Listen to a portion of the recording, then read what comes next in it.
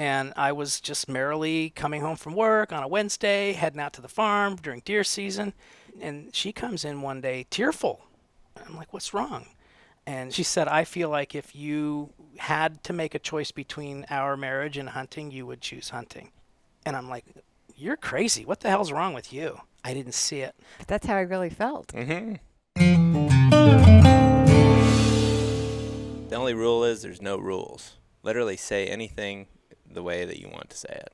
I got no problem with it. And if we need to cut a word out, we can cut a word out. If we need to go back and all I got to do is get the look, and that'll take care of any swearing I might do. Yeah, which is fine too. It doesn't matter. I think it's however you want to go about it. I don't swear that much. No, me either.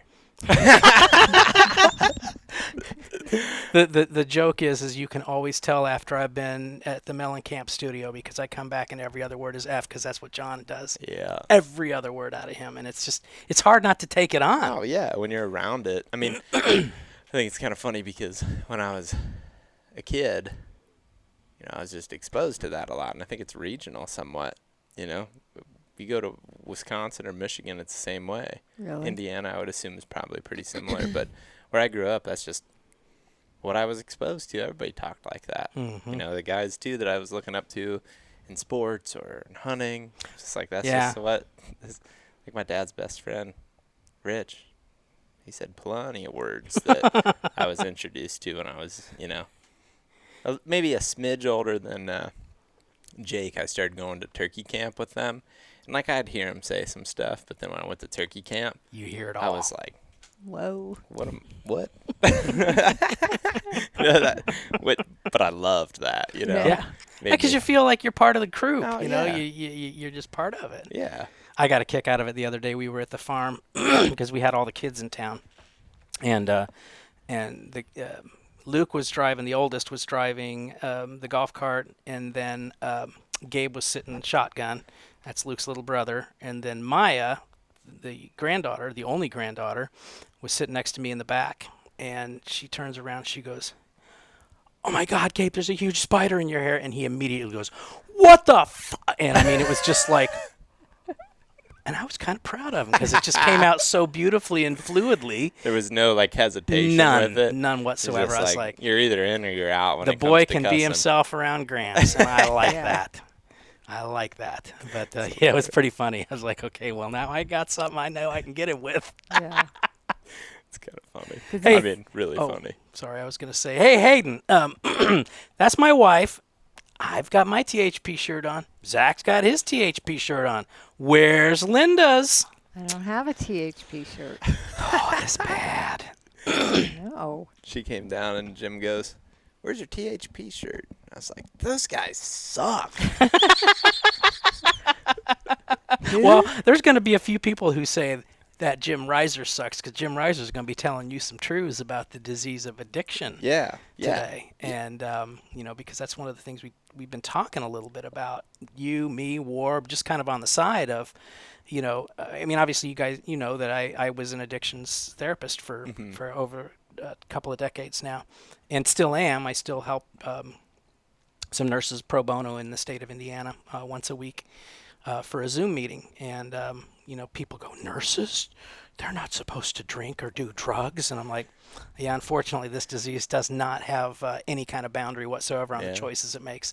So, and of course, I've been in recovery. I'll be 24 years sober this year. So it's interesting. But what we'll probably be talking about is the process addiction, which is very different than a substance addiction. Mm-hmm.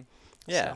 So. Yeah, we were talking in a meeting this morning, and I was like, I'm going to talk with Jim and hopefully cover some different topics. What do you guys think? And Warp's like, oh, talk about addiction. And I was just like, yeah.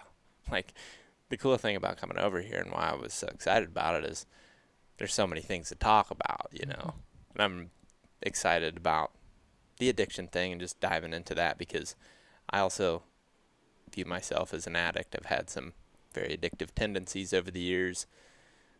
I used to use tobacco. I used to chewed for like a while.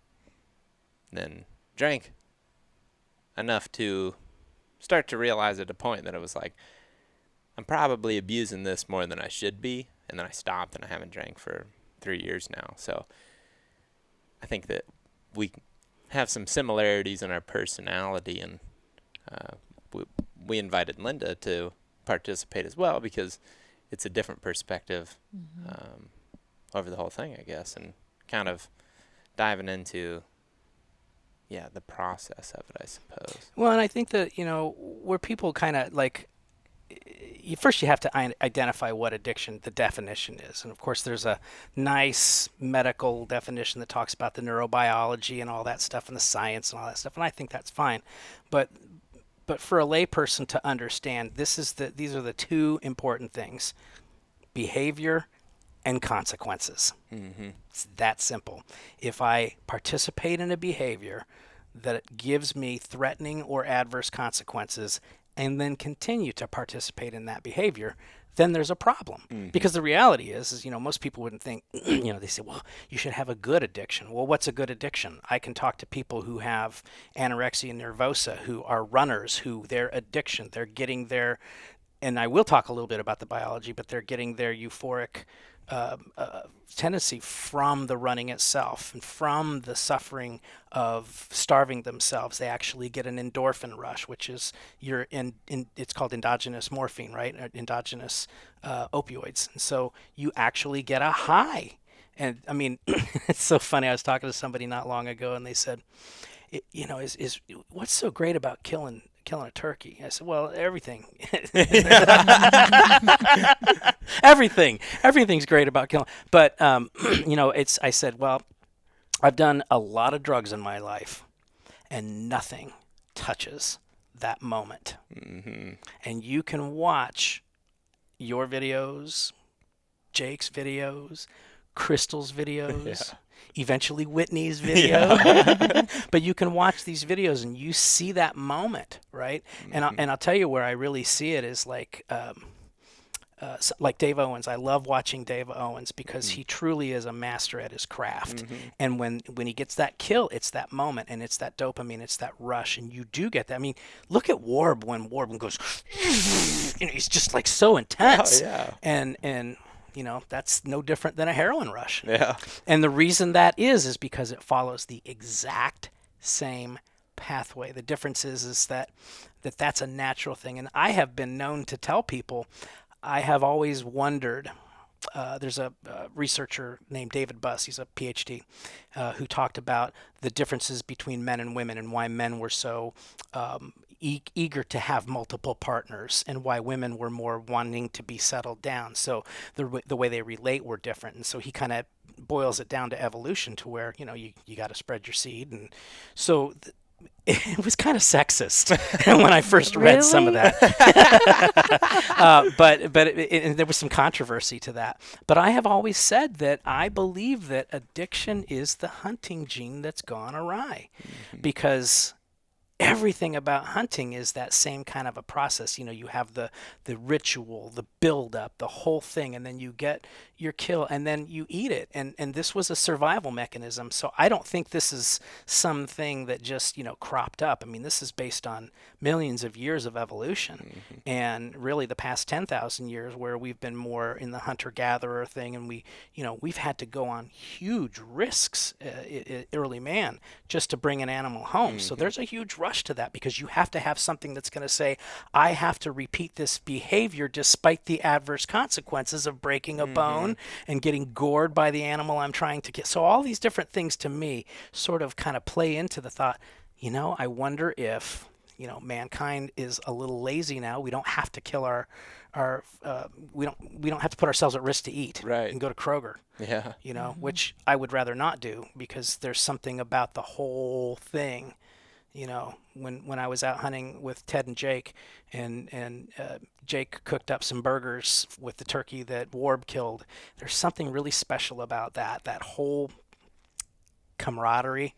And then we all come together and we gather and we eat that meal, and to me it tastes better. And I think maybe it does, maybe it doesn't, but it's because of the whole. It's satisfying. Absolutely. And so I think there's a lot of understandable addictive behavior in hunting. And again, where I look at it is, what are the consequences?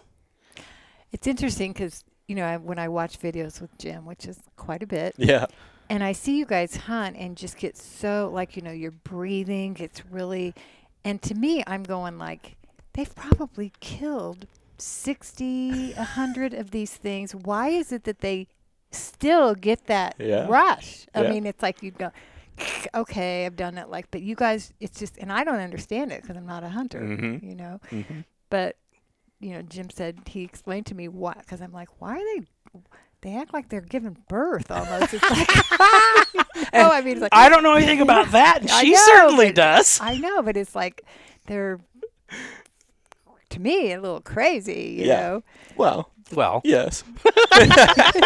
yeah. But when What's you your talk, point? Yeah, but when you talk about that dopamine rush, Mhm. that's what I'm seeing. Oh, actually, yeah. Well, and I think also on top of that, there's just so much adrenaline. It's the only thing that makes my body shake uncontrollably. I would say that there have been times like before a sporting event that I would maybe get that a little bit, but other than that, it's hard to get your body to do that with many other things that make you feel something that intense. And I can't explain it either, because you kind of start to think, no, I'm going to keep it together on this next one and just really hone in, but it still makes you you have to focus in, because if you just let your mind take off and let that adrenaline take over, it can fog your decision making to where the simplest little moves can make you mess it up. And Yep. it's just crazy how no matter how much experience you have, that's never going to go away completely. You maybe get better at controlling it down the road, but I mean, and then there's some too where it's like, man, that one got me way more worked up than I even thought it was going to. Something catches you off guard, and it's like even more amplified than others. There's always, though, going to be that bit of fog that comes with it, and I think that's just almost the fun part in itself. Like, how can I just be sitting here, my heart rate's going through the roof, and my brain just feels like mush? Well, that's the drug. Yeah. That's the hook. That is the hook, Yeah. and that is the drug. People say drugs are bad. Well, it's not really. The drugs just let your brain do what it would normally do in certain situations. Right. Now, of course, a hit of cocaine is an automatic dopamine release, and so you're not going to have that very often in your life. Right. But the part of the brain, and I won't get too technical, but the part of the brain that's involved in what we call the feel-good pathway is the medial forebrain bundle, and it's just this part of your brain. There's what's called inhibition and disinhibition, and there's all kinds of different chemical processes that are going on when a drug of abuse enters the body. But the bottom line is, it's believed that it lights up that feel-good part of our pathway. There's lots of different things involved in that. There's the endocannabinoids, the endogenous opioid system. There's acetylcholine. There's glutamates. All kinds of different brain chemicals that are going on. And the thing with drugs that is artificial is you use the drugs for a while and then you have a withdrawal symptom. But think about the times after hunting seasons when you're done with turkey season, especially for me if I've had a bad season, I get depressed. Oh, I get depressed if I have a good one. No You're joke. right. You're right. There's a certain amount of withdrawal. I mean, I hate to say it, but as soon as that clock strikes the last legal minute, okay, well, it's over. And I'm relieved because I don't have to obsess on it anymore. But then I get really depressed. Yeah, then you have the withdrawal part, and Yeah. it usually hits me the hardest when I take off driving home, like whether it's that evening, like let's say the season ends on a morning hunt, and the sun starts to set, and you're not thinking about tomorrow anymore. Yes. And I'll cry. Yeah. I cry at the end of every turkey season. I get it. I don't have to always, even I'm not usually around people, but I have my little moment where I tear up. I'm not afraid to admit that I have a little tear up moment at the end of turkey season. Oh, and heck. I'm kind of proud of it a little bit, because it's like, you know what, man, I love that so much that it pulls some serious emotion. But then, like you said, the withdrawal starts to kick in to where, and there's times it's worse than others, but if I don't have something else to just immediately keep me preoccupied, then I'll just sit there and dwell on it. Yes. And that's dangerous too, because then you can just get yourself in a really bad funk, which I think probably at one point or another, all of us that are addicted to hunting have went through that withdrawal and ultimately got ourselves in a pretty bad funk at one point or another, just because if you sit there and it's kind of like if you were going to quit caffeine, all of a sudden cold turkey, you stop drinking coffee. Like Headache. for me, yeah, you'd have a headache, and then your brain would feel foggy. And if you just sat around and dwell on that, you sit inside, you don't really do anything, you don't go be active, it's going to be worse than if you go do something or try to keep yourself entertained. And I think that it's easy for hunters to fall into that same category, because all of a sudden your routine is broken, your habit is broken, but then also you feel like you have nothing.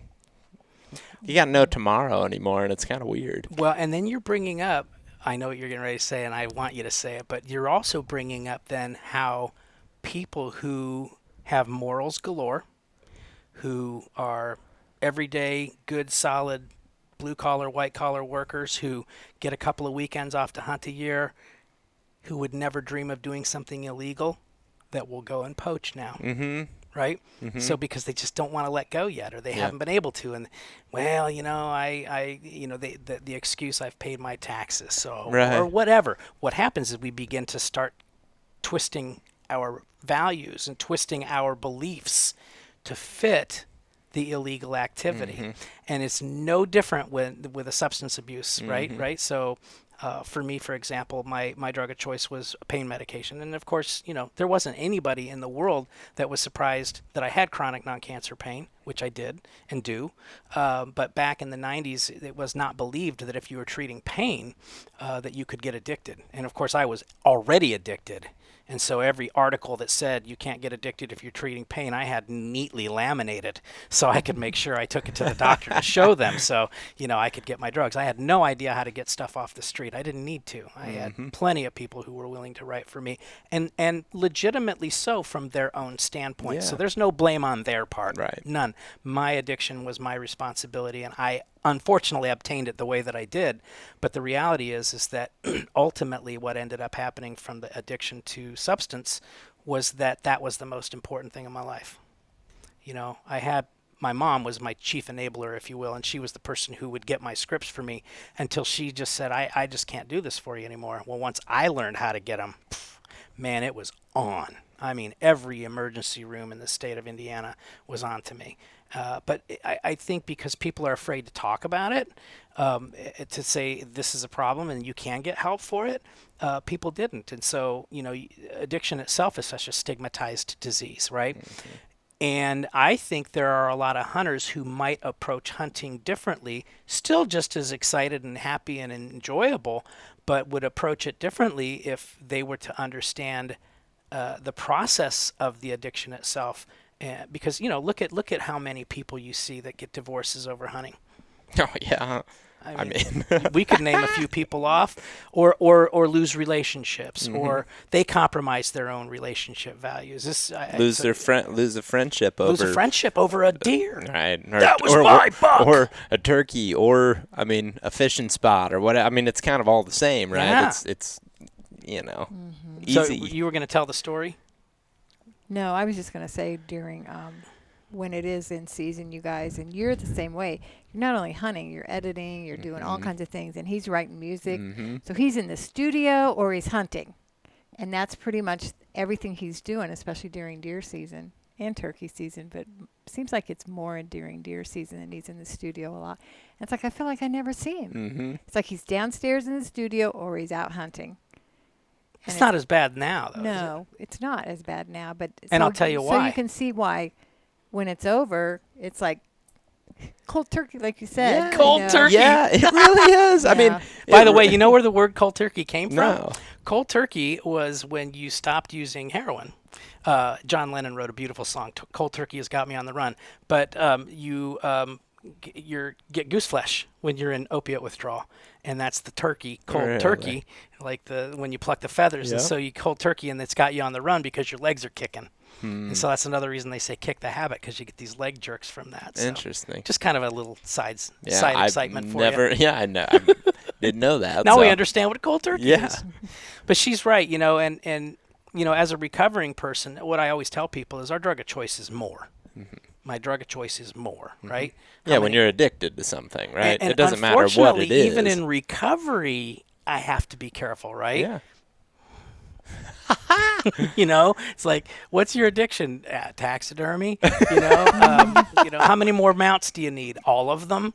How much tungsten do you have in your safe? How big is my safe? And you see this with gun collectors and things like that. And again, what you're looking at are the consequences. And what finally hit me one time, because this was when I was working and I was healthy. And I was just merrily coming home from work on a Wednesday, heading out to the farm during deer season. And she comes in one day tearful. I'm like, what's wrong?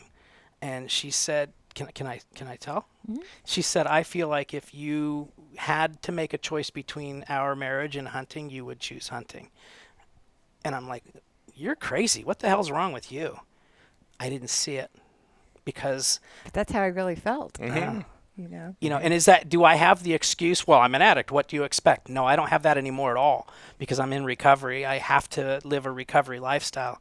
And, I have to do this in all of my affairs and everything I do. I have to recover and have that thought process of recovery. And it's like, wow, and at first I was mad. Which as soon as we get confronted with our consequences. Yeah.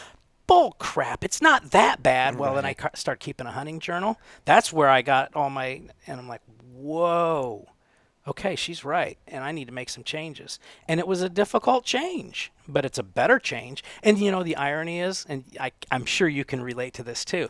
There were many times I was out hunting saying, I wish I was at home with her right now. Isn't that crazy? Oh, yeah. So that was a real weird one for me because I'm like, well, I'm not happy anywhere I am right now. So now what do I got to do, And it wasn't that I wasn't happy being at home. It was, I said, well, maybe I could figure out a way to get her to learn how to film or whatever. We could hunt together and stuff like that. And the reality is that, no, I have to find balance. Balance is next to impossible for me. Yeah, I think that I can definitely relate to that part of it. It's like, everything that I've done my whole life, it's like I'm either all in or I don't really even want to do it. It's just like, to me, I don't have as much interest even in hunting something that I'm only going to be able to hunt once in my life, for example. Like a whatever those horns are. Yeah, sheep, bighorn. Yeah. Which I'm not saying I won't do it, but it doesn't interest me nearly as much as something that I can get a tag for every year. I agree. So, to me, I just really want to get hyper-focused on the things that, I can continue to do. And throughout my life, it's changed a lot. And, like, obviously you've used the taxidermy thing is an easy example. Another one for myself that comes to mind earlier in life was sports. I could just play sports and you could just go all in on that every single day, before school, after school. I was doing something revolving around sports. And I was also addicted to hunting then too. But I had something else that kind of balanced that with hunting. And really until this knee injury happened, I realized that I was just going further and further down the rabbit hole of like a long-term hunting binge. And it all started, I was telling you guys earlier today, of the COVID season, the 2020 season. Right. It's like all of a sudden I went from really hunting a lot to really hunting a lot. All of a sudden it was almost every single day of that season, which, even since then, it's like once you do that once, I remember part of the reason that I got in such a funk after that season is all of a sudden I have this hard withdrawal. And then also I'm thinking to myself, well, will there ever be a season that it'll be that awesome again? Yes. And that really also is it. There's all kinds of things that got into my head. Like I also had Lyme disease. It was also just the COVID times where everybody was mad at each other and just bickering online. And plus, we didn't get a chance to interact with each other as much. Yeah, and I'm just not seeing people, which is also something. I mean, I'm actually curious of what this means to you, Jim. I'm also just addicted to talking to people, like hanging out with my friends, to the point of, like, here we are right now, and it's 11:25, And It doesn't seem like that. no. And 2 hours from now, it won't seem like that, to the point where this is a feeling that I get when I'm with my friends or just really anybody and just having a conversation. It starts getting so similar to feeling like it, all I can explain it as is just addiction. Like, I'm so addicted to talking to and having these conversations. Well, you're definitely in the right field doing podcasts. I know, it's because great you get for to that. enjoy all of that. Mm-hmm. You know, I love it. Every time I sit down to talk with people, it's awesome. Yeah. But at the same time, when it's, when it's midnight and we're getting up at 4 a.m. to go turkey hunting, it is an actual issue. There's a consequence there. But I can't stop. Yeah. I mean, to the point where it's like, what can I say next to get them to answer the question? Or, well, I got to tell this story. And then it just continues to spiral down the rabbit hole. And it's something that really just recently I've started kind of thinking about on my own is why am I that way? Like, what is there? I think it's in your family. Yeah. Right? Because all of you guys kind of have that, Mm-hmm. You got to get pushed out the door. I'm the same way. I mean, once we get, and it is that way around people I'm close to. COVID really exposed how introverted I've become. And yet, when I'm with the right people, I'm not introverted at all. Yeah. Yep, for sure. It's funny, though, too. I got to mention this. Earlier, Linda and I were kind of picking on you because you said that earlier tonight. Or when I first got here, you're like, oh, yeah, COVID made me realize, I only want to hang out with certain people. We're inside, and you're just yelling to this neighbor, and then you go over that door. I'm like, oh, yeah, Jim's an introvert. What I can't stand is a conversation with no substance. Yeah, right. It's just general small talk. Yeah. Mm-hmm. Which, the one thing though that keeps me going a lot of times is I really enjoy the challenge of finding something in common with people. Mm-hmm. So therefore, it's like it can just be about anybody, and therefore I just will let her rip, which is fun. I think if more people focused on what we had in common with each other Right. instead of what's different, there would be none of this split that's in our country right now. I'd agree with that. Because even people who I have different beliefs from, like massively different beliefs from, I find I have way more in common with them than not when I sit down and talk to them. Mm-hmm. It's like, and I think, well, we discussed this, social media. Mm-hmm. Social media is in some ways, like when I was doing addiction as a career, I would tell all of my patients, you need to stop social media for at least a year. I would say 1 out of 20 would do that. And the reason being is because, unfortunately, what happens with addicts is the more addicted we become, the less our self-esteem gets. And the self-esteem and ego are on they're on the same balloon. You squeeze one, the other gets bigger. You squeeze the other gets bigger. Right. Self-esteem goes down to nothing, and ego gets huge. And so for us, ego is the worst possible thing. I use it to say EGO, easing God out, right? It's easing out what your spirit being is. It's not. I'm not talking about God in the go to church and pray sense. I'm talking about your sense of spiritual connection with others. Mm-hmm. It gets huge, and it's because your self-esteem is like this, so you have to cover for a lack of self-esteem. And so that's why you'll see these people going out and shooting and poaching and doing things because I've got the biggest.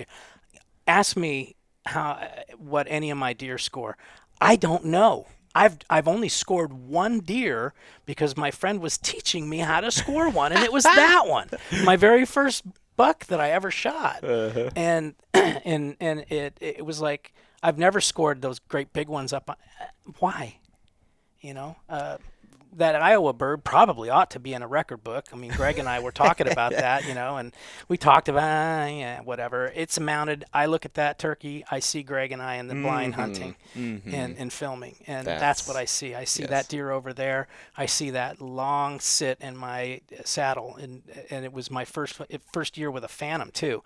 And I sat from barely sun up through rain and sleet and all that stuff till 5 minutes before sunset when he pulled out, and I'm like, this Phantom really did me good. You know what I mean? And I'm not trying to advertise for Tether. I love those guys anyway. But the reality was, it was like new stuff. Yeah. But anyway, see, I'm like you. We just go. But we'll come back around eventually.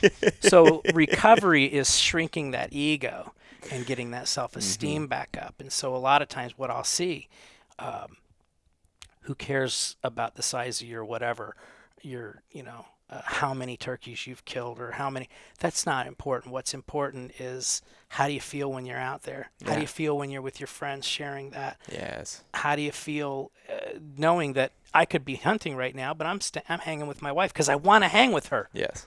Not because I'm missing hunting. There's times when I don't, oh God, do we really got to go to the furniture store? Fine. So, but I mean, that's just life, right? Yeah. And she watches videos with me now, but what I do get a kick out of is she'll be watching them, and she has her favorites and her non-favorites as far as shows that I might watch, but I don't watch very many shows. And now that she's gotten to know Catman and all of us here, and it's different, because now we're all friends. It's different to see that. Totally. Because like you look at somebody like Shane Simpson, who is just laser sharp in the woods. He is funny. Oh, yeah. Oh, my God. And I'm like, Shane, dude, you are so dry and boring sometimes on the video. But in even in real life, he's like dry, like 50% of the time. But then even through that dry, though, the other 50% of it, it's just like jokes, but it's still real dry. Yes. But he's always that way. But after you get to know that, he's not boring at all on any of his videos. I go back and look at some of those videos. I used to say, I like this Shane guy, and he's all right. But God, he's a heck of a turkey hunter. And I really learn a lot from him. And then all of a sudden, we're hunting in Michigan together, and I'm dying laughing. I'm hurting. I'm hurting from laughing with this guy. Yep. So I'm like, you got to put some of that. And he's getting better with that, with his videos. Dude, with those short videos he makes, they're hilarious. So hilarious. Yeah. And like when he pulls from other stuff too, like he'll pull from our videos sometimes and just make something goofy, and it's like, I love that. When we were doing, I didn't even know what it was, Catman and I, we had just shot his bird here in Indiana, and we were dancing with this stupid, we were doing, it was that, all the things, and it's like, Catman didn't know what we were doing. I knew what song we were referring to just because of the way he was saying. We had to say, yeah. I'm like, that sounds like Nickelback. That sounds like Nickelback. That sounds like Nickelback. We're the Nickelback. Can you believe that, Catman? It's a trip. Yeah. So, Linda, what do you feel is like what are some of the things that you start to see happen to Jim when he starts getting addicted to hunting? Like, what changes about him, and how does he act, and how does that differ from his, I guess, non-hunting season self? When he first started getting into it, the thing that I noticed was that he had to buy everything out there that had to do with hunting. Yep. And it was like every day there was boxes on our front porch and stuff, and to me, it was ridiculous. I'm like, well, just take a gun out in the woods and, shoot the thing. And he's got to have all these things. And I'm just going like I remember he had this one, clothing. He said that turkeys can't see. And I used to always tease him and go, did they line up a bunch of turkeys and go, raise your claw? No, it was the detergent so that it didn't have brighteners. It was that. Yeah, right. So, get rid of the UV. Yeah, get rid of the UV. And I go, do they go, hey, I can't see that? I mean, how do they know that? What a gimmick. Well, hey, look, man, I fell victim to the marketing strategies right away. And the funny thing, have to have a compass, have all these things. And my very first time deer hunting, I had my climber, I had my backpack, I had my extra release. I carried 30 pounds of crap that I couldn't even walk 20 yards. I'm sweating. I can still see the truck. I think I'll take this tree. God, I hope a deer comes by. So it didn't take long to learn that I had been scammed. Yeah. Scent free and all that stuff like that, Right. oh, just hunt the wind. Me and Pruka used to say, Scott's dad, oh, I just took a leak right here and a big old 200-inch came in downwind right to me. So it's kind of like, okay, yeah, and, people, when I was younger, Arnie, the World War II veteran, was my dad's best friend, where I got one of my favorite guns from. Arnie wore a plaid, and they'd smoke while they were deer hunting. Oh, yeah. And they came home with deer every year. Yeah, oh, yeah. I said, "What do you smoke?" He goes, "So I know which way the wind's going." So I relearned things I learned from them when I was 12 and 13 Totally. years old later in life. Yep. But yeah, she's right. I Yeah. have too much of everything I have. Yeah. And I think the other thing is, like, he's even kind of like that right now. I have to really kind of like remind him, you don't have to, like with his food plot, he has to get certain things done today. Like, I mean, like, well, you're retired, you're not working. Can you do it tomorrow? No, and it kind of drives me crazy, because it's like everything else gets shut out of his Yeah. life, except the focus he has on doing what he needs to do. And he has to do it now for whatever reason. That gets... Has that improved at all this last couple weeks? Mm-mm. Really? No, I don't think so. Because we had our family home from Georgia, and he's still going out and doing, that stuff. This is also an intervention, everybody. Yeah. No, I was present. I mean, You were present, but you still were really focused on that. Like, I've got to do, hey, Maya, you want to go with me? And, oh, yeah. like our granddaughter, he was going to take her out to put Roundup out. It's like, whoa, that's well, we just sit in the fun. truck. Yeah. Well, she wanted to go so she could play play music. But I mean, it's like Yeah, I he get just, he, like you said, super focused, and he still gets that way. And I kind of have to sometimes go, hey, And I respond. That is the difference. Yeah, you're getting out of balance here and stuff. And he does respond now. Used to, he wouldn't. It was just like, sorry, that's where I'm at, When was I that bad? Early on when you were hunting, you were pretty, Yeah. it was like that's all you thought about. Yeah, that's all you that talked was just about. before her coming in crying and not me not knowing. And I think that's just it, and that's the other hallmark of addiction anyway, is selfishness and self-centeredness. That's the root of the problem. Oh, totally. 100%. Oh, I and mean- it's easy to get into that, because especially when I was in a job where all I did all day was give. Yeah. And so you come home and you just I need the battery charge. You want to do, you want to take care of yourself because you've been helping others.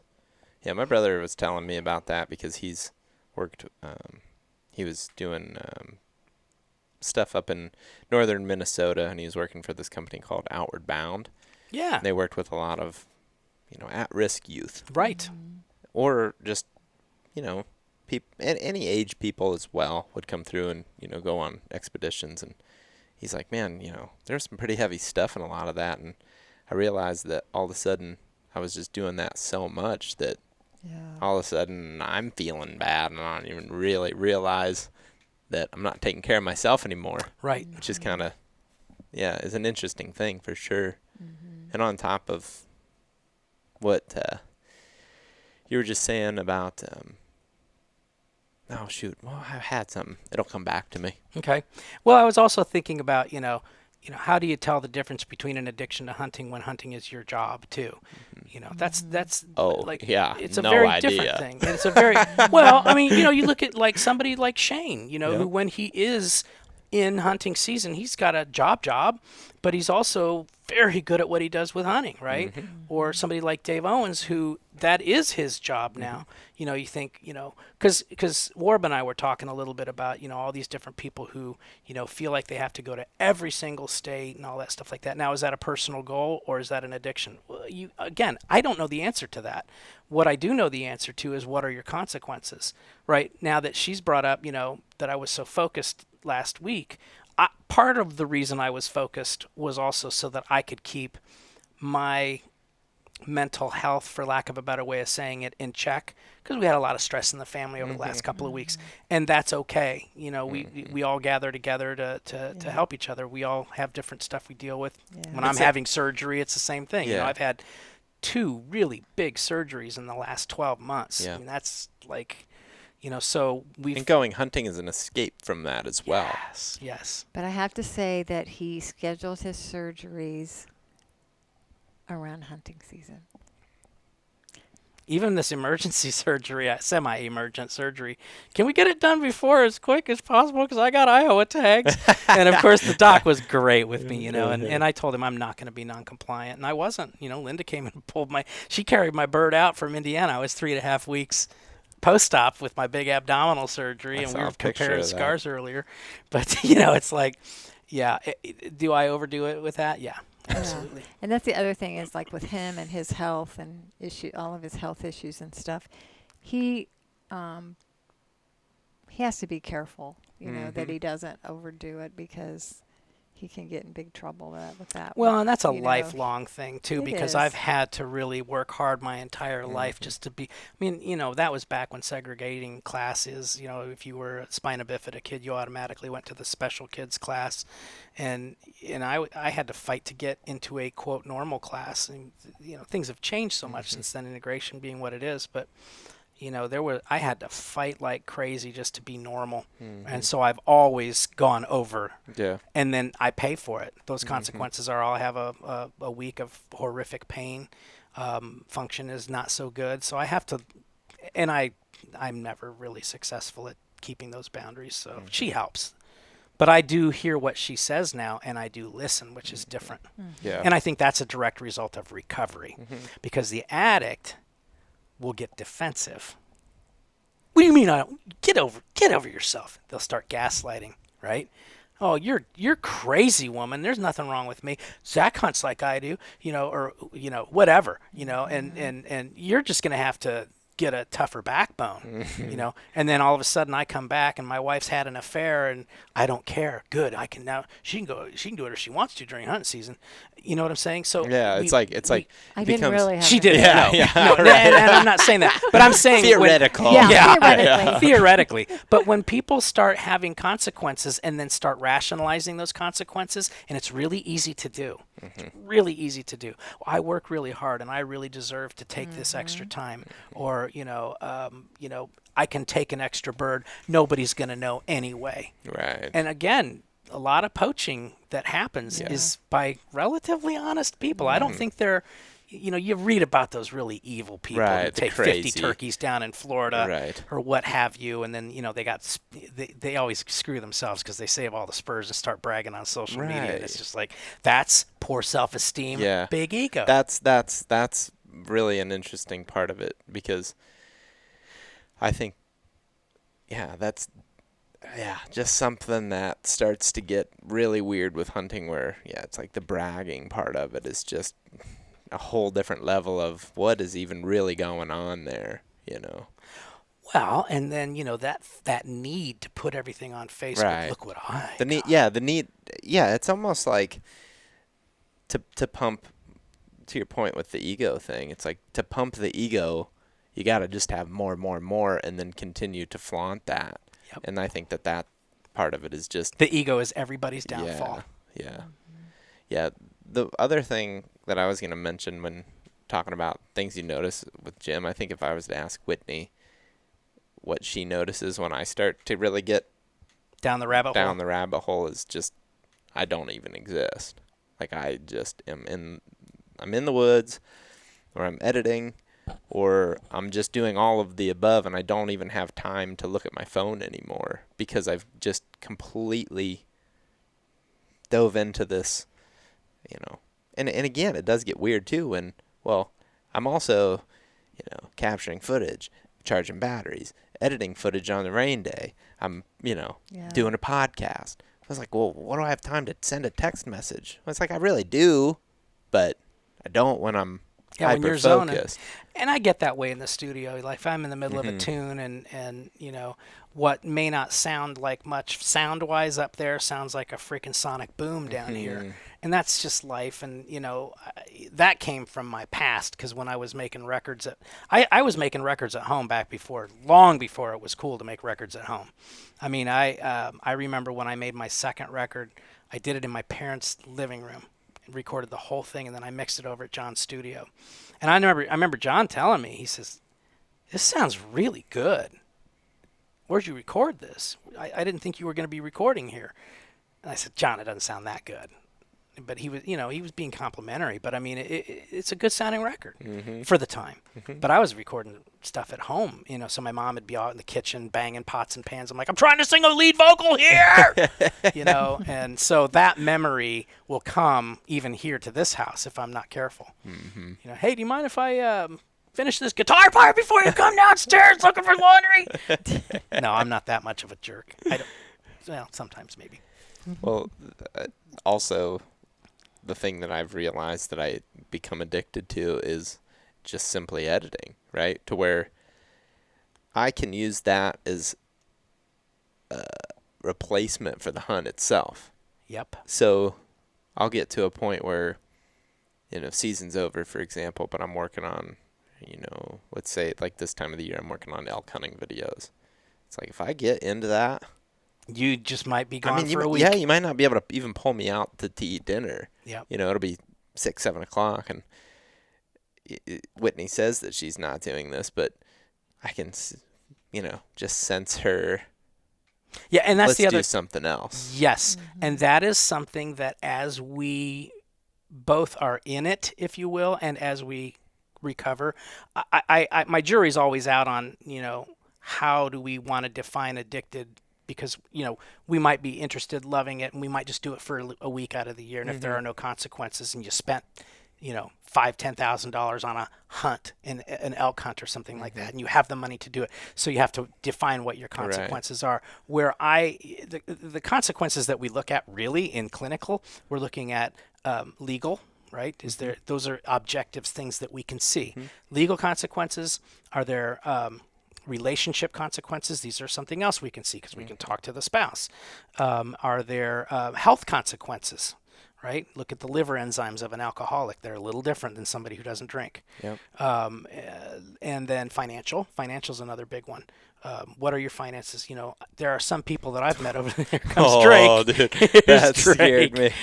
That's probably going to be a pretty funny jump on that camera because I thought it was a person at first. It was Speaking of addiction, whoa. Here's one that's got a problem with balls, and they're not the ones that used to be attached to him.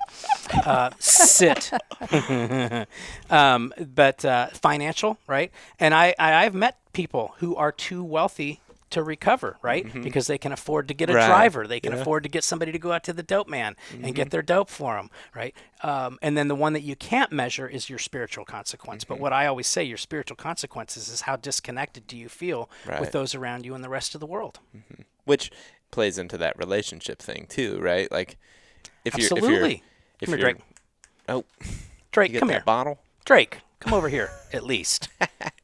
Come on, sit. Come on, buddy. Drake, you just want to be the star, There you don't go. you? It does. Sit. Anyway. So I think the biggest consequence that I personally feel is just simply the relationships thing, where all of a sudden, my family doesn't see me. I mean, this has been my whole life too. This isn't just something like since THP. Right. Like Thanksgiving, I mean, you got me for lunch, and then I'm wanting to hunt again.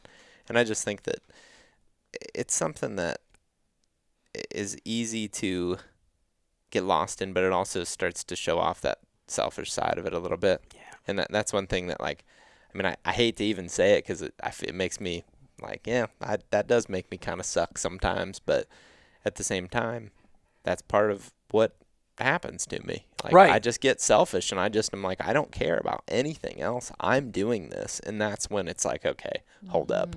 When I start going down that rabbit hole, it's like I need to try to back off and find a way to kind of, relax a little bit. So I guess saying that, what is a solution? So, and it's interesting because when, I talk to kids at schools a lot and talk to them about addiction and things of that nature. And I always tell people, look, I'm not here to tell you not to do drugs. And the first thing they do is give me their attention Mm-hmm. because, usually, oh, here comes the guy that's gone through recovery. He's going to tell Right. us that drugs are bad. Right. No, I'm not going to tell you drugs are bad. Drugs inherently aren't. My wife can drink a half a glass of wine and go, oh, golly, I'm feeling a little tipsy. I should stop now, right? And I'm like, you're doing it wrong. First of all, you need to chug the whole bottle and be so wasted and say, I'll drink one more. That's the difference, right? No, but, most people who drink aren't going to become alcoholics. Most Right. people who take pain medication aren't going to become addicted. About 12% of any given population. And so I always tell these kids, listen, here's my job. My job is to tell you what I know, and I'll tell you my story, what I've been through, and how it happened to me, and what happened to get better. My job is if you find yourself looking at the ceiling at 3 o'clock in the morning, wonder if you've got a problem, you do. Right. And if you do have a problem, here's what you do to get help, And I recommend, come here, Drake. He's not going to listen to you. You're his playmate. Sit. Drake, you're going to get in trouble, boy. You are going to get in trouble. Sit. Down. Lie down. Thank you. No. Stay. He's just not going to do it. He's not happy because we're never down here. Well, then go that way. That'll work. But as far as a solution is concerned, the first thing I always tell everybody is, go over and do a little inventory. If you find consequences associated with use, you've at least made a dent in the truth, the lack of truth you're telling yourself. Like you said, I could be really selfish on Thanksgiving, or I can be selfish. That's okay. Good. See that. See it for what it is. If you can make a change, if you can't do it on your own, ask somebody for some help with that. Because quite frankly, I'm not nearly 24 years sober because I'm doing this on my own. Everybody says, oh, that's great. I'm proud of you. Man, it's hard. It's hard to stay sober. It's not that I want to go use drugs. I don't have any desire to use pain medicine anymore. But the symptoms of the disease, the symptoms is the drugs and the drinking. The disease is the selfishness and self-centeredness. And so what is it that I need to do to treat that? And what I have to do to treat that is to, for the simplest is trust God, clean house, and help others. So cleaning house meaning take care of what it is, right? Being able to hear what she has to say when she's frustrated and make a change and then help others. That's a big part of it. Helping others is probably the most rewarding part about being sober, is because there's just something to be said about doing something for another person for no other reason than the sheer joy of it. It's no different than why I do music for THP. He says, man, that must be expensive. No, if I were getting paid, it would ruin it. It would absolutely ruin it, because this is a labor of love. And so when I write a song, especially when it means something to somebody, like Zach's going to love this cut, and you do. And it's like, I have goosebumps thinking about it right now, thinking about the songs that you have said you loved. And then I see them in a video. That's like, that's awesome. That's a high of its own, because it comes from here. And that's the difference.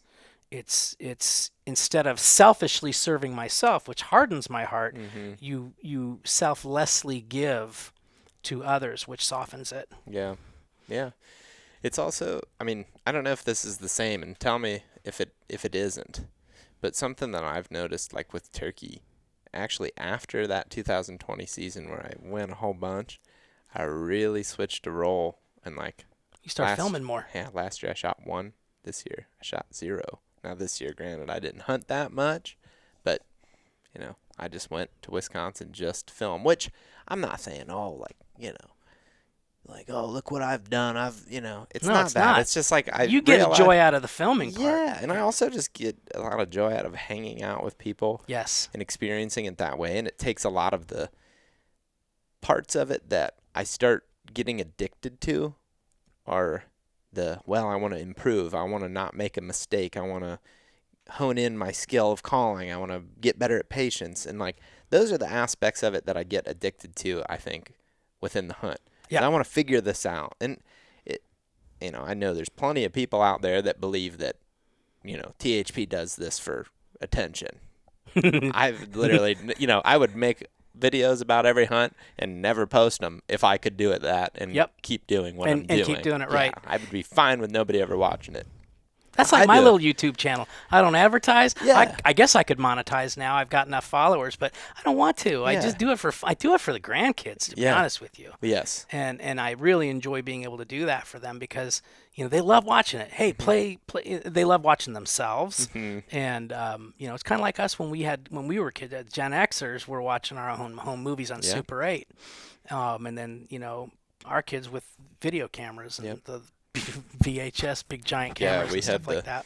We had like the little cassette that you would put into the Right. VHS. Yeah. But that was, in the camera recording, and it's pretty funny.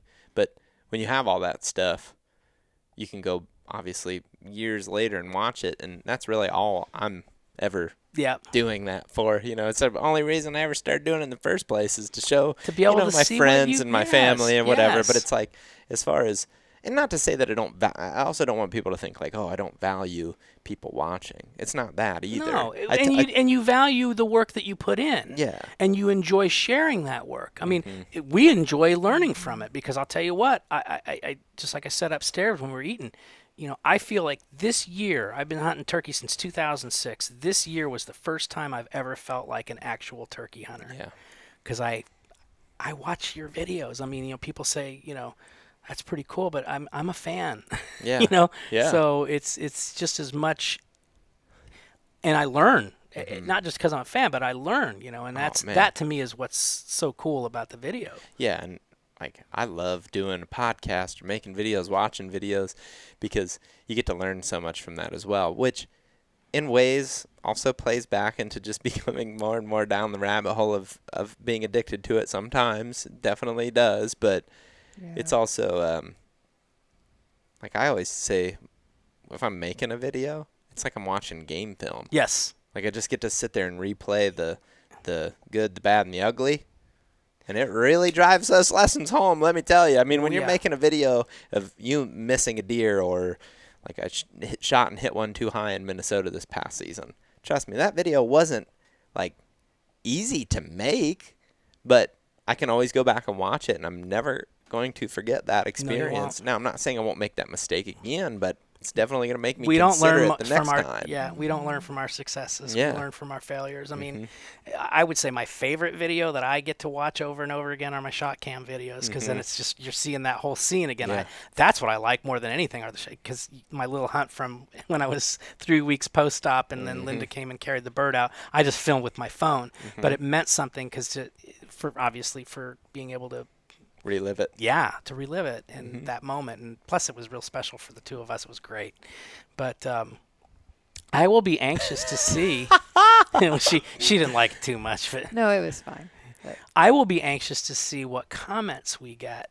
And I would love to, I'll respond to anybody who posts comments, because, addiction's a weird thing, especially a process addiction is a weird thing, because it's much easier to rationalize a process addiction than it is a substance use addiction.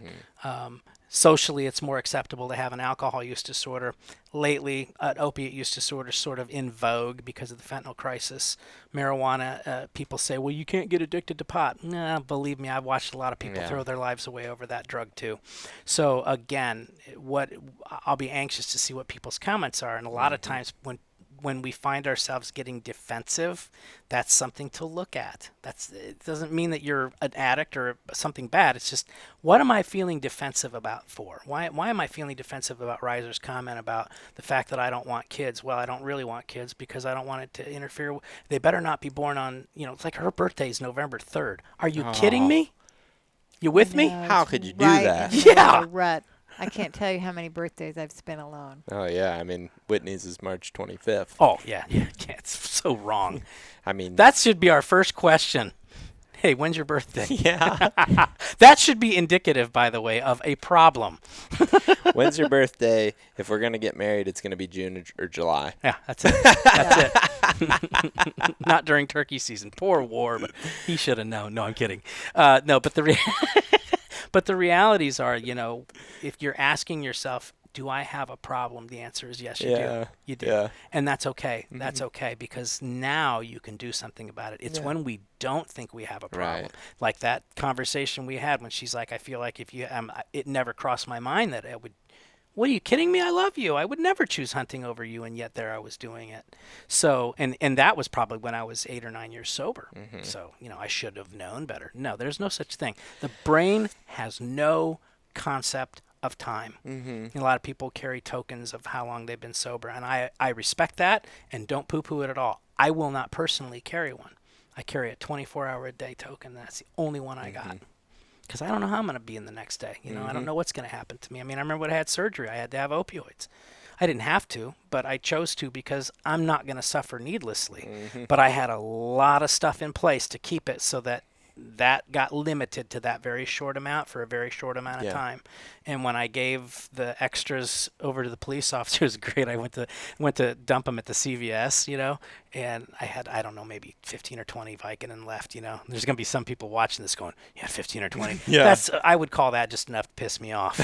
It's just not even enough to even bother a relapse on, because you're talking to a guy who was shooting 150 to 200 milligrams of Demerol every 3 hours at his peak. I mean, I had IVs that were started for me. I had home health care bringing me drugs. DEA was looking at me. I didn't even have a clue. I said, hell no, I wouldn't sell it. I'm using it. Yeah.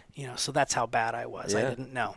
But the bottom line is when I went to take the Vicodin to CVS, their little lockbox was unavailable. So she said, you can just take it down to the police station. So I go to the police station. This guy's in his car. He goes, I'll just take them in for you. I'm like, you can just have them and do whatever you want with them, because as soon as they're out of my hand, That's I not don't your really problem. care. He goes, there's probably not enough in here to make me happy either. And I was like, and it was awesome, But there is something to be said about empowering yourself with your recovery to be able to make better decisions about what you do in your life, because unfortunately addiction is a lifelong disease. It's going to be there forever for me. I am no closer or no further away from my next strength than it's just the way it is for me, and I just have to look at it that way. No, yeah. Well, the one that's the hardest for me, and I don't love talking about it, but was the tobacco use. Me too. Like, that was really tough. And, you talk about consequences. Consequences for a long time were just, what if I don't have the time to get it? Like, you start revolving, your whole life revolves around, how do I get it? Like, where can I find time to, like, make this work? How can I sneak this so nobody even knows that I'm doing it? That way I can get my fix. And when it's gone down that far, I mean, obviously, there's tons of people that are out there in the same situation with tobacco, or nicotine, I guess. But I just think back to, like, okay, if I'm going to get on an airplane, if I'm going to have a meeting, if I'm going to have even a job interview. I mean, all these things, to the point where it was so constant that I was doing it that it was just, making the decisions for me rather than me actually making the decision myself. That's a great insight. And I mean, I really don't, again, I don't love talking about it. Like, but it's just the hope truth. my mom's not watching, but it's like. But that's so true. When your disease makes your decisions for you, that's when it's. And I had got to a point, too, where every day I was just miserable just because I hated that I couldn't beat it, I wanted to get out. But I couldn't, and it was just every day I'd wake up and it was another fight, and I just kept losing the and fight. every day you say, I'm not going to do it tomorrow, and every day you start again. Oh, and sometimes you not do it. Yeah. And then 2 days go by, and like I got this. And then you just do it again. Yep. And that's where I think also you mix certain things, like I had quit using tobacco well before I quit drinking. And the problem with drinking was that when I was trying to quit the tobacco, as soon as I'd start drinking, it's just like, oh, yeah, no problem. yeah. Oh, I'm doing that again. And you wake up the next day and you're right back to being hooked on it again. It's like you start to kind of get over that Well, hump. and now you're also describing what we call the progressive nature of the disease, right? I'll see people who, their use takes them down to here, and then they get sober, and then they level out well, then if they pick up again, it drops immediately, like it's like they never stopped. So a person who was drinking a pint a day and they stay sober for 5 or 10 years, well, now I'm drinking a gallon a day. Well, it's because your illness progressed while you were sober. Your illness still progresses. So that's why you just get a daily reprieve. What am I going to do today to do the right thing for me? And tobacco was a real hard one. I stopped everything all at once, drinking tobacco and opiates. And so I can't tell you which withdrawal was worse. I can just tell you I was shit my pants regularly for a month. Yeah. I mean, it was just like, it was crazy. It was crazy.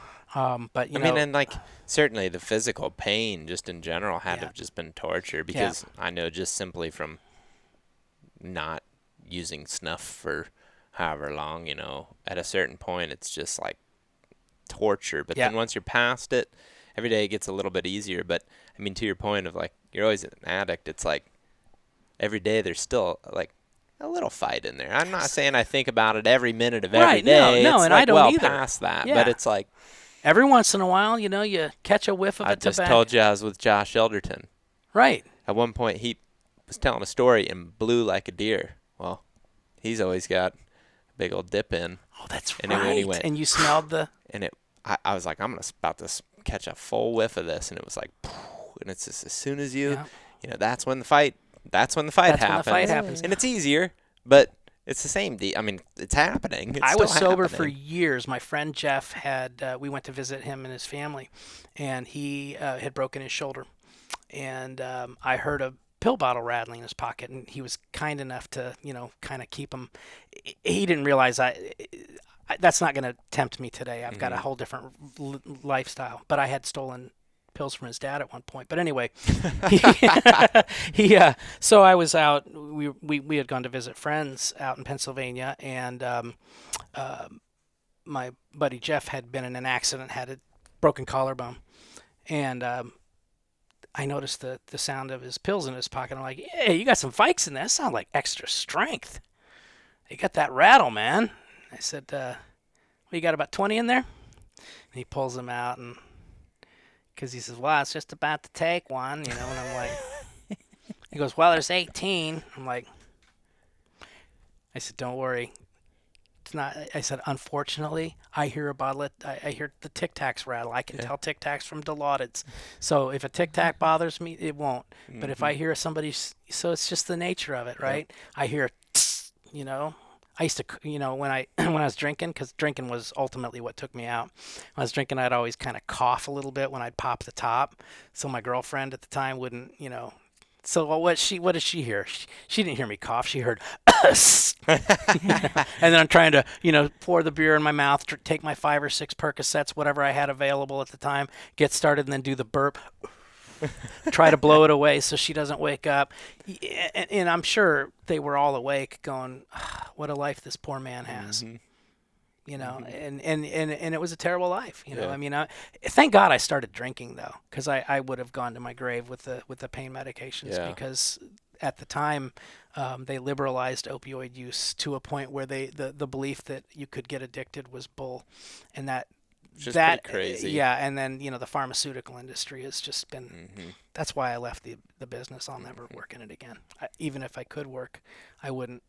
I'll do what I do now with the nurses, and do sobriety the way that I was taught it. But the way that people are teaching sobriety, it's not sobriety, and it's sad because it keeps a low bar low for a lot of people. But that's why I like working with a process addiction, which is harder to work with. But a process addiction, really, you can't provide a medication for or against it. What you're looking at is changing a behavior, right? And probably the most well-known and also the most smarmy process addiction is like internet porn or any kind of a sex addiction. That's a real taboo type of an addiction. But they all work in the same manner on that part of your brain. Right.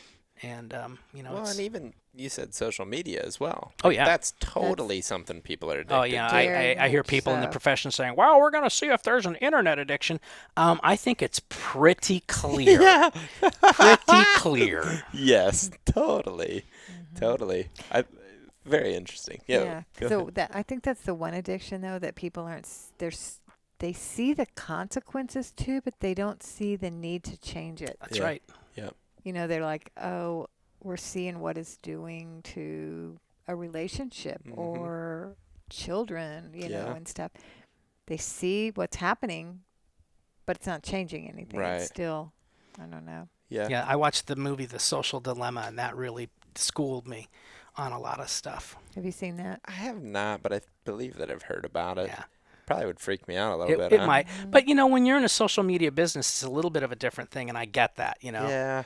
Yeah, but it's a dangerous deal too, because it's just so easy to look at things and then you think, well, I'm going to look at our page. And then you start getting addicted to just like looking at even analytics, or like how many people watch this video? How long did people watch this video? How many likes did we get? And they know that because you get a little dopamine hit when you see a like. Yeah. You get a little dopamine hit when you see a good comment. Right. It's like if you made a video, for example, and it's performing well, then it's a proud moment. Your work is getting, like a thumbs up, like literally sometimes, right? Well, so your work gets a thumbs up, so you think, man, I'm doing hell well. yeah, I'm doing good. So yeah, there's definitely a part of that as well that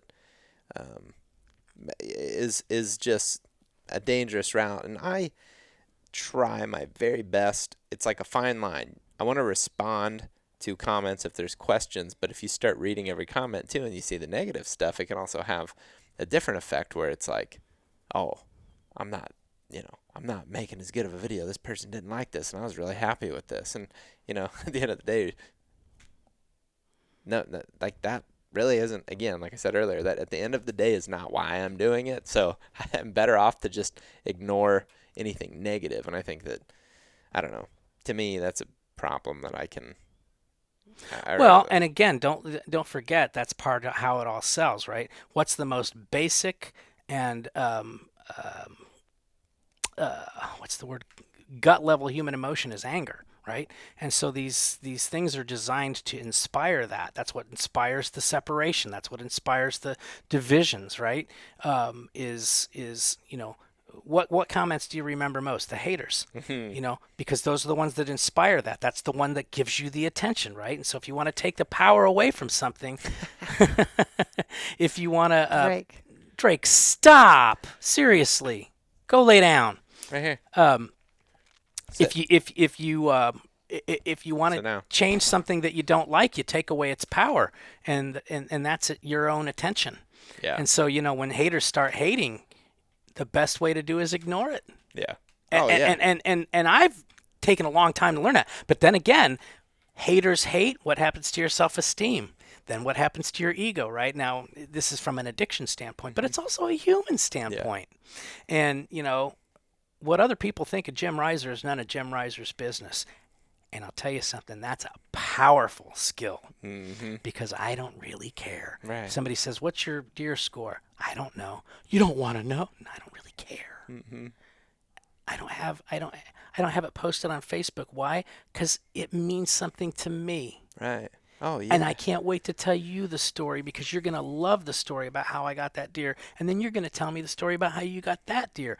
That's what connects us. Oh, yeah. It's not likes. Yeah. But unfortunately, the social media people understand the dopamine, and they got people way smarter than me. It's just like the food industry, right?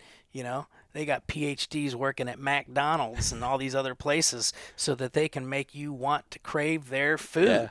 Yeah, for sure. And it's just healthy, isn't it? We could do a whole podcast on food in the food industry. Oh, yeah.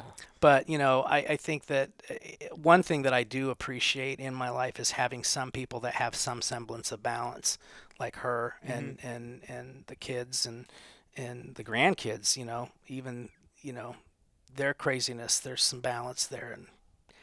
And then, sometimes she's unbalanced and I get to help her. Yeah. I mean, I think probably to some degree, everybody gets addicted to something. Absolutely. To some degree. And it's, at the end of the day, we're talking about solutions.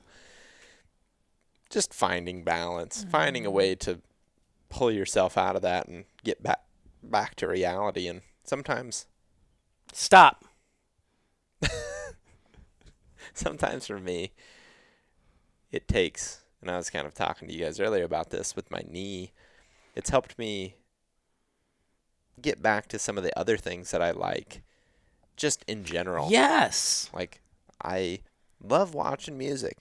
I love going and watching live music. And I actually had the chance to go because I wasn't turkey hunting all spring. You know, Right. I actually had an evening to be like, you know what? Yeah, let's go. And I had forgot how much I liked that. And I know that that can kind of sound ridiculous, but again, I'd kind of went on a hunting binge there for a few years after the whole COVID thing, and just Yeah. like, that's all I wanted to do. And still kind of the thing that I want to do most of the time, but I think I'm going to There's have other things in your life. yeah, I'm having an easier time moving forward. Not to say that I won't go back to that point where I'm binging out on the hunting and probably overdoing it and doing a bad job of balancing, but I feel like now I can kind of reflect on it a little bit better. Say, you know what? This is another thing that I can look forward Yes. to. And I would say the biggest thing that if I could tell myself that, if I could tell myself in the times that I'm low because I'm having hunting withdrawal, or tell anybody that's having it, there's always, not always, but there's likely going to be another season. You're going to go again. And just find something else that you like. I feel really lucky that I really like hunting a lot of different things. Because as soon as turkey season's over, generally I'm not going to go this year, but it's just because my knee's not ready yet. It's thinking about pronghorn. Then right after that, it's thinking about deer and elk. And then after elk season, it's thinking about getting to hunting whitetail in October. Then in November, it's the rut. Well, then once deer season's over, then I start thinking about all the other things that I like to do, like skiing until I tear my ACL, or maybe I couldn't watch that video because I just felt your pain. Yeah. I saw it and I'm like, oh my God, I'll never be able to watch this again. The pain wasn't even the part. It's just the disappointment, because I was like, I knew something what was happened. wrong. That whole scream, or the yell that I do, or whatever you want to call it, as I'm going down, is mostly just, damn it. Yep. That's not good. Yeah, this is not good. Yeah. And the pain, obviously was there, but it's just, it's more the knowing that you're going to miss the turkey season is the biggest thing. But, because of that, there's been a lot of benefit. There's been a ton of positives of this. Well, if you can't, and that's sort of one of the things that sort of drew us together. If we can't find we're never going to grow spiritually because we woke up in the morning and said, golly, it's a great day to grow spiritually. We usually grow through pain. My spiritual growth came out of my addiction. A lot of her spiritual growth came out of losing her first husband, to medical malpractice. And then, God, I'm thinking, wow, God really got a sense of humor with you, because he sent you me, who, has a chart 10 miles long. But, I remember she said to me, she says, if we only have a year together, that's going to be a great year. Mm-hmm. And I remember that. And it's true, I don't know, I don't predict I was supposed to be dead so many times over because of what I was born with. And I'm still here. I always go, I'm still here. So it's like, but, the reality is there's nothing that's guaranteed. The only thing that's guaranteed is love. That's what I've learned over my lifetime. Yeah. Yeah, and enjoy the things that make you happy, and just always have something to look forward to. Yes. As soon as turkey season's over, if every year you're going to shed the tear on the way home, find something else that you like. And shed your tear and joy. Find some joy in that too. Yeah. I'm glad I have something I got so much passion about. Yeah, I feel lucky that I like to hunt so many things, because if I just like deer, just like turkey, like, you'd be in I'll trouble. Yeah, man, and I see people like, man, turkey season's over, everything's just, nothing until it starts again, or deer season's over, and like, I don't care about turkeys or fishing, I just want to do deer. It's like, man, I just want to hunt. I just like that pursuit. I love the adventure. I love the Outdoors. camaraderie. Yes. Those are the parts that are important to me. So that's a And that I benefit. would not classify as an addiction. That Right. I classify as a connection. Because if you really look at the opposite of addiction, it's connection. Yeah. And that's a spiritual thing. That's the difference between an addiction, if you will. Yeah. You know, Yeah, and I think if I can find the balance, then it isn't the addiction. It's when it's I mean, there's some specific hunts that I can think of that cross the line. yeah, yep, You I know, get it. there I get it definitely are. 100%. And I don't think it's every one of them either. I almost did that this year in Michigan. Mm-hmm. You know, I planned on being there for 5 days. And after that first day, and I realized my body is done. I cannot handle anymore. And I need to do the right thing for my health. And I came home, and she was blown away. Because normally he's like pushing it. You know, I came home with a tag, but it was like I knew. And then who would have known that I would have been in a wheelchair 3-4 weeks later? I'm just now coming off of that. That was steroid myopathy. I mean, talk about a scary thing. I mean, I could not walk. I literally could not walk. I looked like a Noodle guy. yeah. It was Noodle not legs. fun, and we didn't know what it was. You know, finally after an emergency room visit and a neurologist, kind of narrowed it down to a couple of different things, and I am literally still just finishing a steroid wean because we went real slow with the tail end of it.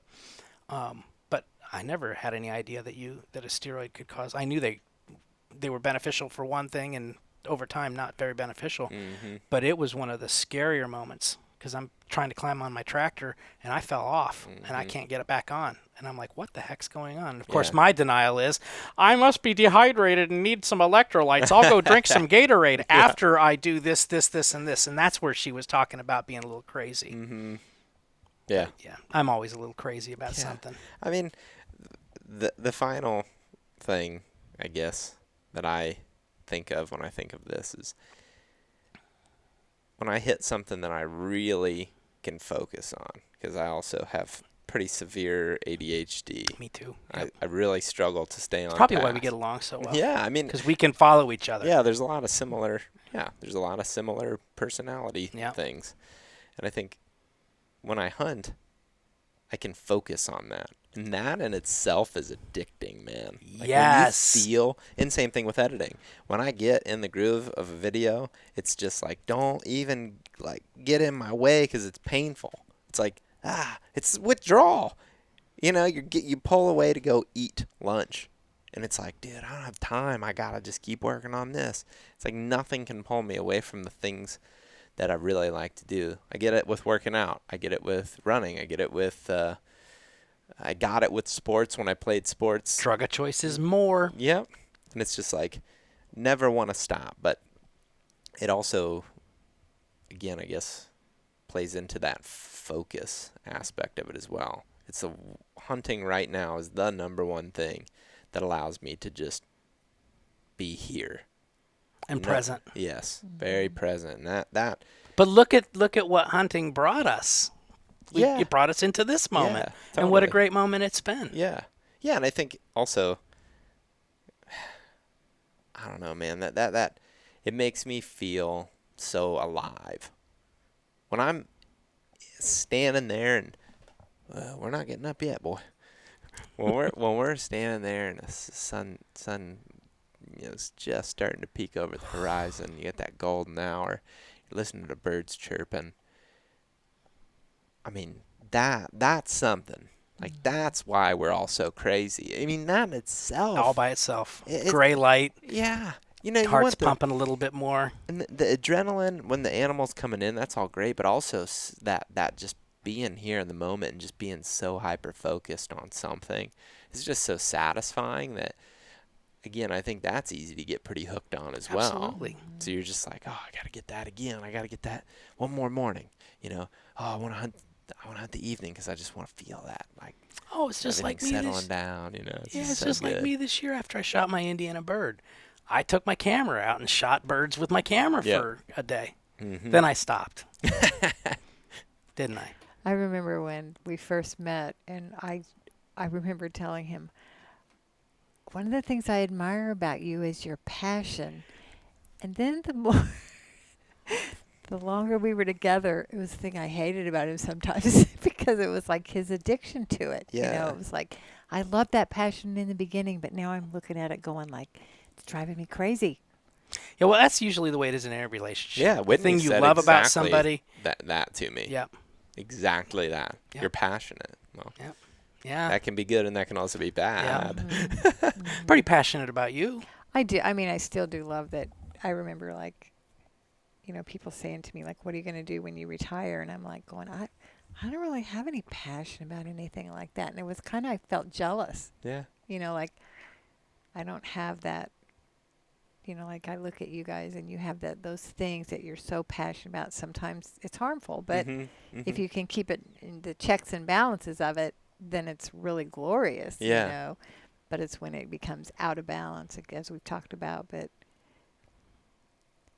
another thing I want to mention is funny is like when I was, kind of like, you'd rather hunt than spend time with me. His answer would be, well, come hunt with me. It's like, I don't want to go I don't hunting. like that. Yeah, It's not my that's not my thing. thing. But that was his answer Yeah. to it. Is like, then you can come with me. It's like, no, that's not. You want to be with me? You're going to have to hunt with that's me. not the solution. Which is a really shitty thing to say to a human being that you like. Yeah. Yeah. You have to do what I like. Yeah. Yeah, Which yes. is where the selfish part yeah, of it comes exactly, back in as that well. selfishness of like, thinking about me. Well, honey, I'll spend time with you, but come on and come with me. That'd be like her saying, come on to Joanne Fabrics with me. Yeah, right. I'd rather eat glass and swallow it. That's not my thing either, but. Oh, you like to knit. Well, I do like to knit, but. Oh, yeah. I mean, there's certain things that I have to, find little parts of it that I like to also, but I think that's the other thing that I try to do is, okay, maybe I don't like going on a Target run, but, maybe if we go on a Target run, we can also go to a place that we both like that's kind of like a gun store. Yeah. Exactly. Funny enough, I was going to say Sportsman's Warehouse because it's right across the street from one of the Targets that we go to. So it's like, yeah, but truly, those things and like finding whatever it is, like music is a good example. I've really enjoyed hiking, which I can also pair into scouting. Like that's something Whitney and I can do together. And and she genuinely enjoys. It's not like I'm necessarily dragging her to do something she doesn't want to do. It's like we're hiking, but we can also go hike in the places that I want to hunt. Yeah. But which is great. But I get it. yeah, but It's like state parks we go camping at. Yeah. Let me go take a look over down here. Hey, we can get a boat in here. Yep. And if you find the things that you look forward to, especially when it comes to the, I guess, process addiction, I really think that would be something I would just continue to tell myself. So maybe if anybody's listening and dealing with, the withdrawal of hunting, just keep finding the thing to look forward to. Find things that you like, Yeah. I mean, I remember there was a time when I was working saying, I don't want to live just season to season and trudge through this awful part of my job. Yeah. And, because the part that I was passionate with my job was patient care. Love the patients. Administrative, especially when you find out what healthcare is all about. Yeah. When they call it the healthcare business for a reason, it's a business. And I am not a businessman when it comes to patient care. And so that didn't jibe well. And that's okay. That's why they have other people that can do that. I just wasn't talented that way. My talents were, you're going to come into my office and be as messed up as you possibly can be. And if I do my job right, you're going to fire me and have an amazing life. And you're going to find out you never needed me in the first place if I do my job right, because I don't want somebody pinning their sobriety on me. Because I made that mistake early on. And I'll never forget the therapist telling me, I said, man, you saved my life. He goes, no, God saved your life. I just got to be here to watch. And he was right. Mm-hmm. And that's what I always say to people that I help. Mm-hmm. Yeah. I'd say that's probably still my biggest passion is seeing others get well in the groups that I do. Two groups that I do for the nurses, because these are people who were just as hopeless as any addict on the street, gutter, however you want to put it, whose lives were gutted. And some people choose to go back out and have died, and that's part of addiction too. But when you see somebody get better, finish up their program, finish up their monitoring agreement, get their lives back, and have a kid that I try to tell them to name after me. None of them ever do. One did. Oh yeah, actually, yeah, one did.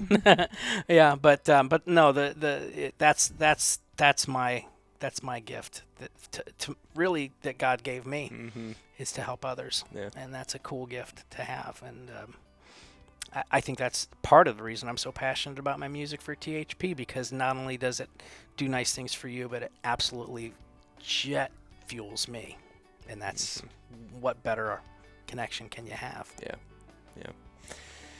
Well, I think that's a pretty good end point. Yeah. Because I mean, really. I mean, how many days do you think we could just probably sit here and talk? I mean, it would be pretty interesting to just, have food sitting here and just see how long we could keep a conversation going. I think it would be days for sure. We just get well, I got my bag, so we're good. I can just keep peeing in my bag. Hell, I'm peeing right now. But yeah, no, it'd be, especially in this environment. This is where Warb sleeps when he comes here. This is his room. Oh, it's great, man. It's a great room. And I don't know what order these will necessarily go in, but tomorrow we're going to do some more podcasting. We're going to do some interactive stuff where we're going to give you guys a little bit of a tour of this. So it may be posted. If it's been posted already, I'm sure we'll, have some way to show you where to find that. And if not, that's something to look forward to. But what a gift. Yeah. Tonight's been a good time. Oh, man. yeah. Yeah. It's been super fun. And we get to wake up tomorrow and do it again. Yeah. Love it. All right, guys. Well, thanks for watching. Thanks. We'll see you on the next one. Thanks for joining. Thank you. Thanks.